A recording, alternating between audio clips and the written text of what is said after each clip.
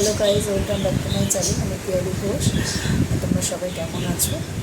আর আমি রেগুলার যে রুটিনটা ফলো করি, তো তোমাদের সাথে আজকে সেটা একটু কিছুটা শেয়ার করছি।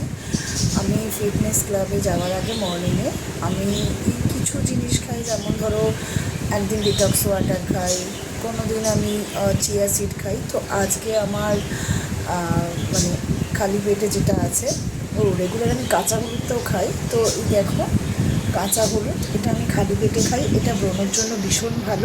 এখানে আছে কুলত্থ কড়াই জল, এটা ইউট্রাসের জন্য খুব ভালো। এটা আমি প্রত্যেকটা স্টুডেন্টকেই বলেছি খেতে।